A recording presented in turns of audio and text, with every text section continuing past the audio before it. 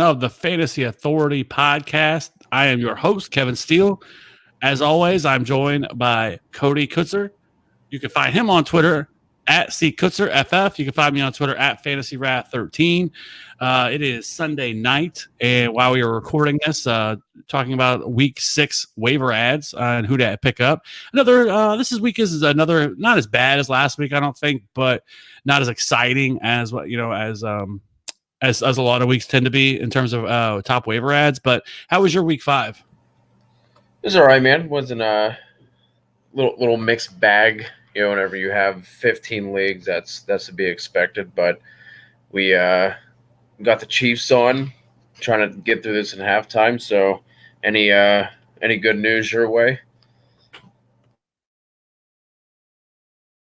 DFS, I pretty much broke even this week. I had a lot of Christian McCaffrey. I had a lot of Aaron Jones. I had a lot of Will Fuller, but didn't have any of them really in the same lineup. Had a lot of Deshaun Watson and Will Fuller stacks. But other than that, hey, break even. That's great. I have no problem, because earlier it was looking like I was like, this is going to be a rough week. But anyways, we'll talk about it more on the TFA podcast.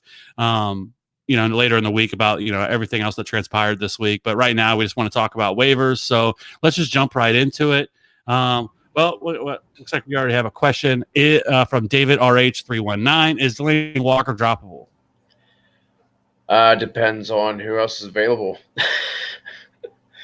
I think he is. I think depending on the options that are out there, like we know this is a low volume offense for Tennessee, which is one thing that we kind of weren't really excited about AJ Brown, just because of the fact that this on a week to week basis, you don't really expect much in terms of volume. So, we'll get into it when we get to tight ends, but I definitely think there's some out there that I would definitely look to pick up. I don't think you have to keep a hold of Delaney Walker.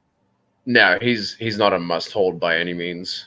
Like I said, that position is ugly, so it all depends on what options you would have available. But, yeah, you definitely don't have to hold on to Delaney.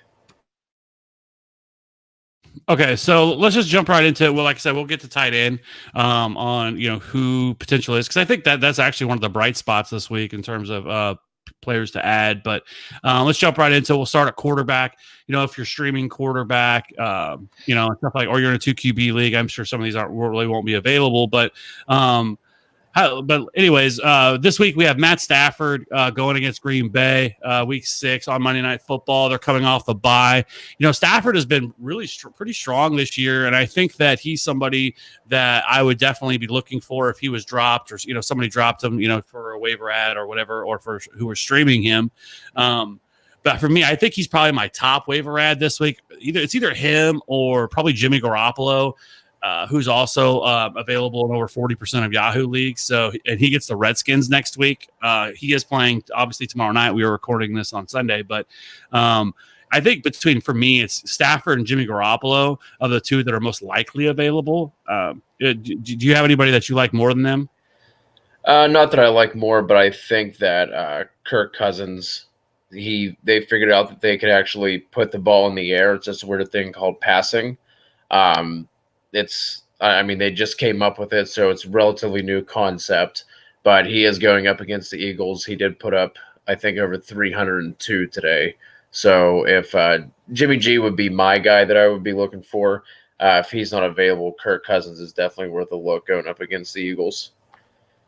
Yeah. It's insane, right? Like, you pay all this money to these guys, and you finally decide to use your elite pass catchers that you have, and Adam Thielen, who had a big day. Stephon Diggs, again, didn't do a whole lot. I think he had 3 for 44, so nothing really all that exciting. So maybe next week will be Stephon Diggs week. But yeah, I definitely go there. I think some of the other options, you have Daniel Jones going against New England on Thursday Night Football. As good as that New England defense looked, I don't know if I'd want to go there, but if you were desperate, I think, maybe, and you get some garbage time, stuff like that. And then the other two is the porn star here, wannabe, in Gardner Minshew, who just continues the ball. Like, you kind of wait for the other shoe to drop on him. And he had another big week. I think he had over 300 yards passing this week against the Panthers. Next week he goes against the Saints. So, I don't know what to expect on that one, but I think if you wanted to go there, I think you could. Like, depending on what all is out there. But if there's not a lot and he's still sitting out there, I don't know. Like I think he's an interesting ad. And then the other one would probably be Teddy Bridgewater. He just came out of nowhere today. He actually decided to throw the ball down the field. I think his ADOT heading into this week was like 3. Like it was embarrassingly low. And they finally decided to throw the ball down the field a few times. I know he hit Ted Ginn for a 33-yard touchdown. And then he also, I think he hit Michael Thomas for another long one. But over 300 yards passing today, 3 or 4 touchdowns, and just, solid performance. He was up there, I think, top 5 quarterback this week. So he does play the Panthers this week. Other than that, like I don't think that I would feel real confident in probably playing him. Like I think this is more of a one-off performance. I wouldn't expect this to continue. We did get some update today on Drew Brees. He is starting to throw passes, so it sounds like he could be back in a few weeks. So that's a positive. But other than that, is there any other quarterbacks that you're on this week? No, I mean I think that about covers it. We can move on to running back. Yeah, so the running back position isn't anything exciting. We really just haven't had any injuries, which is a good thing, right? Like it's not like we should be upset. Like, oh man, none of our studs are getting hurt. Like this is bullshit. Like no, like it shouldn't be that way at all. So again, I think it's just another week of if there's any handcuffs that are out there. Maybe this is a good time to add him. I think if you wanted to play like Ito Smith, he is getting red zone work and. He is getting a decent number of snaps. He played 33 this week. Devonta Freeman's 41. So, and he's getting close to the same opportunity. So I think he is the more explosive back in Atlanta. And if anything were to happen to Devonta Freeman, like it would be wheels up for Ito Smith. The other one would probably be Chase Edmonds, who really tilting. Had 8 carries, 67 yards, and a touchdown. David Johnson did not score a touchdown today. Because he vultured him. It was like a 41-yard run, so it's not like it was like a true vulture. But anyways, and then he also had 3 receptions on 4 targets and 18 yards. Like we kind of talked about it a little bit heading into the season that the Cardinals want to run so many plays that there's definitely going to be opportunities there for Chase Edmonds. So like as we get some of these weeks where we have 6 teams on bye, and if he's out there depending on matchup, like he's not like a terrible flex option because he is getting opportunities. He had 12 today. So, I mean, he's not a terrible option in my opinion, and somebody that I think definitely should be rostered in more leagues. But is there any, who are you most, if you were looking for a running back, who would you be looking to add? Ito Smith would be my top guy. You already touched on him. Even though they did pass a little bit more today, they still want to be a run first team. Alexander Madison would be a guy I'd be looking to snag because if Cook goes down, he could be a legitimate league winner, and you want to have that already on your bench if you have the space to do so. No, I agree, and I think that's really what you're looking for in most of these ads. I think there's also Gio Bernard, who I think in PPR formats, I think is somebody that I would definitely want on my bench. Alexander Madison, as you already mentioned, you have Tony Pollard, and Darrell Williams again, but there's just so many running backs there in the Chiefs backfield that it would take a couple injuries for him to be really, I think, somebody that would really want to target. There's some other handcuffs out there. I think we do need to monitor at least a little bit because I did see that Christian McCaffrey, I know he got hurt at the end of the game. I don't know if he ever came back in after his monster performance. And was it Reggie Bonifon or that had that huge touchdown run as well? But I guess that's something to monitor, but I don't think it's anything serious. It didn't sound like it was anything to really be worried about. Did you hear anything other than that?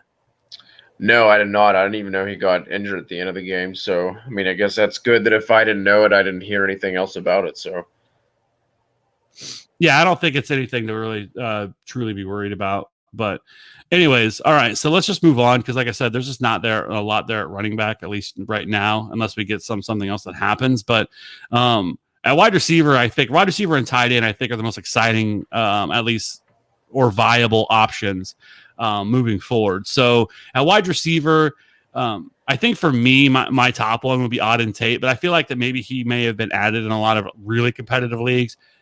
I think a lot of people knew after John Ross went down for the year that he was kind of going to be the guy, and without AJ Green, who is still they're calling him week to week, but he's been week to week. It seems like all year. But Mhm.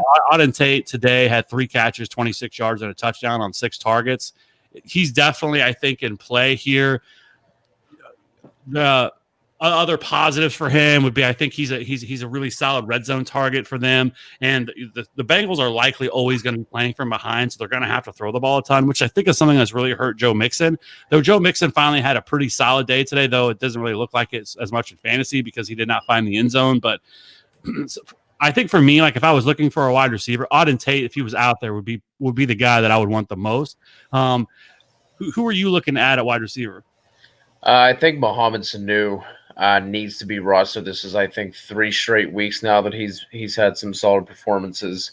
After that one Ridley blow-up game, he hasn't really done much. Not sure what's going on there. That team just seems to be a bit of a dumpster fire all around. Deontay Johnson, who knows what's going to happen there with that quarterback position, but he does have 20 targets over the last 3 games, so he is worth a look as well. Seemed to be a little bit of a shift with San Francisco last week. We'll see what happens with them tomorrow. Deebo Samuel and Dante Pettis both widely available.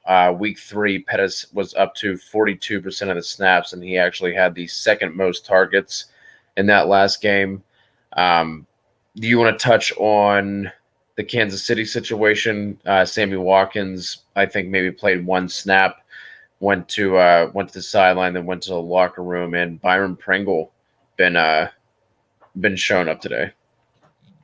Yeah, well, before we get to that, let's answer a question. We just got another question on the YouTube live stream. It's from Travel Around the World. Should I take Chark, my number 1 waiver spot? What for me, it's a yes, probably. I mean, I can't imagine anything else better than that. And the dude is just bald. I think he's up to 5. It's either 5 or 6 touchdowns now. I think it might be 6 because I know he had 2 today. So most definitely, if he's out there, I would definitely look to add him. I would want to know who you're going to drop for him, just because I'm surprised he's still available. Yeah, but maybe if this is like an 8 or 10 team league or something like that, maybe I could see where he'd be out there. But yeah, if he's out there, 100%. I mean, unless you're just loaded and you're dropping somebody that's better than him, which I find it hard to believe, because he's been a top 10 wide receiver all year and he just continues to do it. He's definitely Gardner Minshew's favorite target. So I would be 100% in on that. So thank you for the questions. If anybody else has a question, please drop them down and we'll answer them. Some of the other wide receivers for me would be, you mentioned Mohamed Sanu, which you're right. He has 3 straight weeks of double-digit fantasy points. Today, he went 5, 42, and 1 against the Texans. It is weird because, like, Julio Jones, like, he's just not playing. Like, his snap share is down even more than what it normally is. And so, and they're just spreading the ball over the field, whether it's Mohamed Sanu, whether it's Calvin Ridley, or Austin Hooper, who's also been a boss this year. Like, there's definitely something to like about this, because we're not seeing 12, 15 targets a game to Julio Jones. So they're kind of spreading it around a little bit. So yeah, I think Mohamed Sanu, the thing about him is, my only issue with him has always been the fact that he just doesn't have a high ceiling. Like he's a guy that'll get you 10, 14 fantasy points, which isn't terrible by any means. But he just doesn't have a huge ceiling either. So for me, like that's him. But like, again, depending on what's out there, I could see that. So some of the other options: Deontay Johnson, 20 targets over his last 3 games. Didn't really do a whole lot today against the Ravens. Had 5 receptions for only 19 yards. That is some terrible ADOT there. But regardless, he's looked explosive. We'll have to see what happens now with Mason Rudolph, who just got destroyed today in that game. I mean, that was a nasty hit he took, and it's crazy that their little mini ambulance broke down, so he actually had to walk off the field. So that was crazy. But yeah, so we'll have to monitor that to see kind of what's gonna, because if we're looking at Delvin Hodges, like, I don't know how great I'd feel about that, or any Right. of the passes, really. So that's certainly something to monitor. The other ones, like we talked about, Deebo Samuel, I think is certainly, worth a look. Dante Pettis. But as for the Chiefs situation, the problem is, even though the Sammy Watkins is gonna be out, and this is just like typical Sammy Watkins, right? Like, he finally just starts to do something, we get a little excited, and then he gets hurt. And today, like we saw the same exact story play out actually against the Rams last year because he headed into the game. We didn't really know if he was going to play. And then they finally activated him and he was actually going to play. And I think he played a snap and then didn't play the rest of the game. Same exact story. The thing with him is, though, with this is that Tyreek Hill is going to be back next week. He practiced all week. They said they were just going to hold him out just to be safe. They didn't really need him this week. And so Tyreek Hill will be back next week. So, like, as much as I like Byron Pringle, because Byron Pringle is balling in this game right now. I think he's 576 at a touchdown in the first half. So he really has stepped up. But the problem is they just have so many other weapons. Like, I don't think you could go there. Mecole Hardman is someone I definitely like because I feel like that once they get Tyreek Hill back in the offense, like he's so much more of an integral part of this offense because he's somebody that there's not a defense in this league that can do anything to stop him. And so once he's on the field, and I mean, you can literally put him and Mecole Hardman to go routes, and we know Tyreek Hill's going to get all the looks, right? Or he's going to get all the coverage. And so I think it's going to open things up for the rest of the offense once Tyreek Hill is back. And so I do think Mecole Hardman, if he's out there, like that's somebody I would definitely want on my roster. The other one, a couple other ones for me would be Jamison Crowder, who a lot of people dropped, but it sounds like that Sam Darnold should be back next week. He did clear to practice this week, but they held him out again. I mean, that team's a dumpster fire without him. But I do think with Sam Darnold back, like I think Jamison Crowder, who had a really solid opportunity share, he had that 17 target first week game, and it's kind of, hasn't been great since then, but they've also, their quarterback situation was awful without Sam Darnold once he went down with mono. So with Sam Darnold back, I think Jamison Crowder is somebody that I would definitely look to add. And then if you're in really deep leagues, Darius Slayton is somebody that has really stood out to me. He went 4 for 62 and 1 against the Vikings today. Like we've kind of talked about him already in previous weeks, but he is definitely their deep threat. He's the only guy on their team that they can really have do that outside of probably Evan Ingram. And if you look at their upcoming schedule, like it's kind of nice. I mean, they get New England, which should be tough, but after that, they get Arizona, Detroit, Dallas, and New York, and the Jets over the next couple of weeks here. So I really like the way their schedule opens up after this New England game. So I definitely think that if you want to add Darius Slayton, especially if you're in like a deep 12, 14 team league, 16 team league, I would definitely be looking to add Darius Slayton. Some other guys would be like Antonio Callaway, Rashad Higgins, or AJ Brown, Corey Davis. Would you have any intrigue with those guys? Not with the Titans. Like they're just not going to be enough volume there, and you never know what Mariota you're going to get.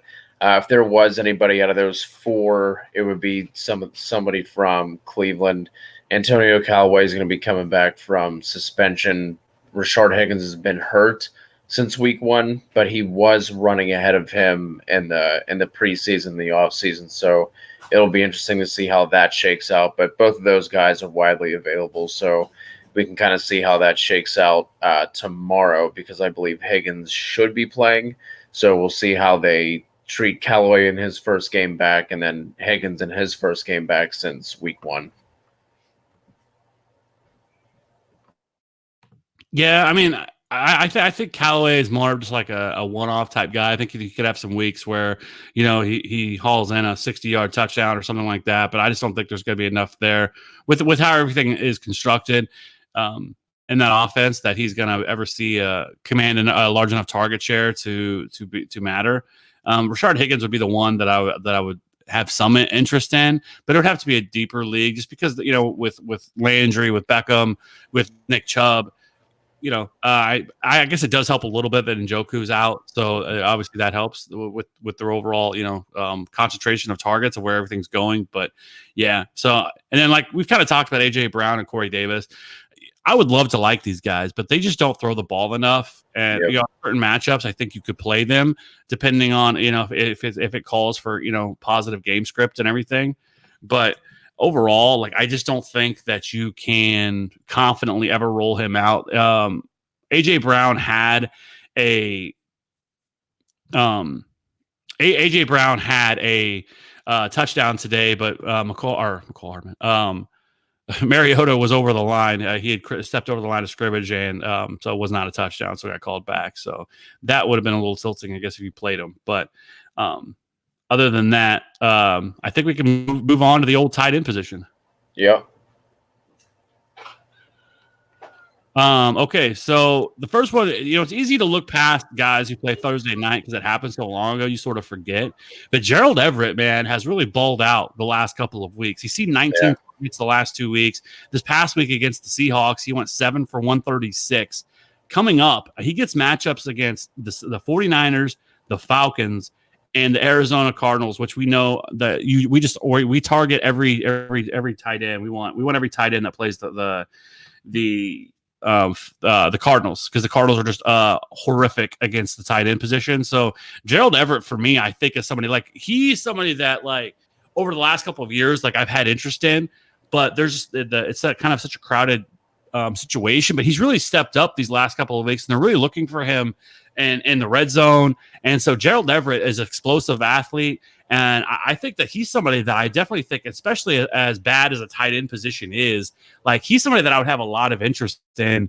And, you know, I think you can kind of relatively expect for this, for at least, I mean, I don't think he's going to see this kind of target share, but I think at least 5 to 6 targets a game at the very bare minimum. And I think in terms of inside the red zone, I think he could definitely command a decent target share inside the red zone as well. So I like Gerald Everett, and he's somebody that there's not many guys that I would rather have this week if I had to pick somebody up, and I definitely needed a tight end that I would want over him. Yeah, he has to be at the top of the list. The only thing I'd watch for is if they start to work Higbee back into the offense a little bit more.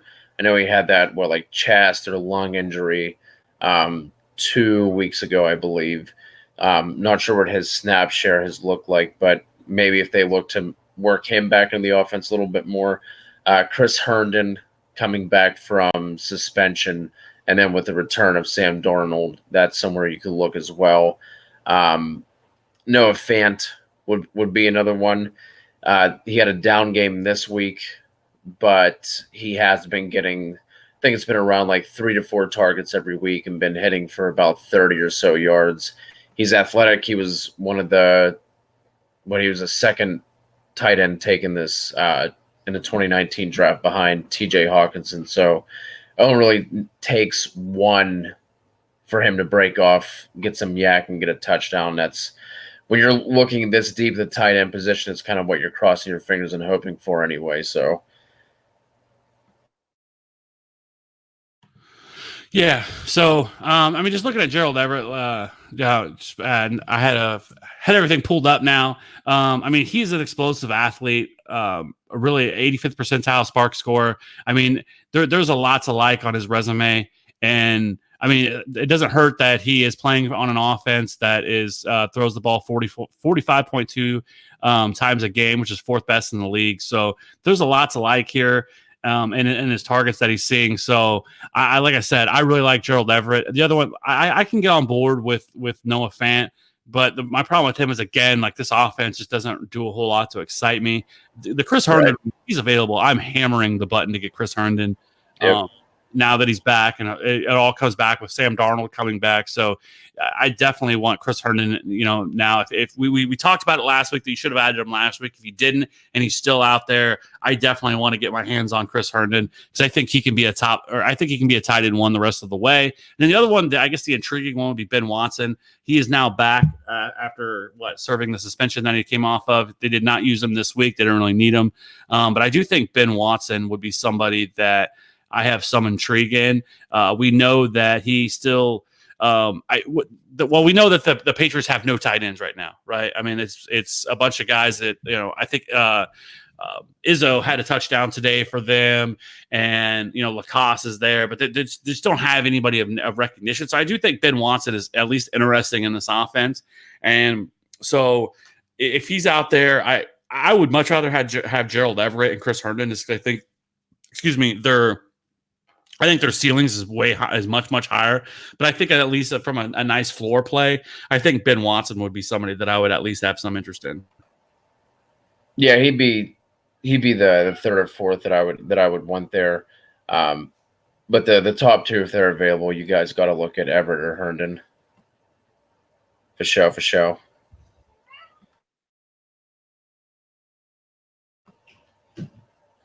Yeah. So other than that, I think is you got anything else that anybody else that you want to highlight, or is that it?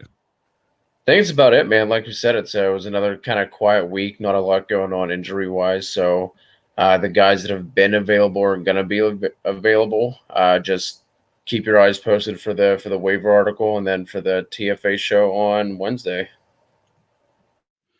Yeah, most definitely. We will be back again this week for another live show on Wednesday. Again, if you want to jump on the Slack channel, just hit us up on Twitter or reach out to our DMs.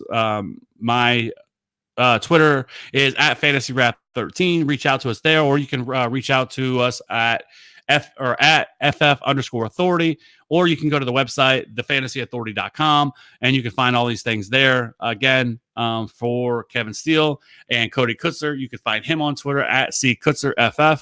We will see you in a few days to. Actually, I forgot to even mention it. We have a guest this week. I think we're having Lauren Carpenter on this week.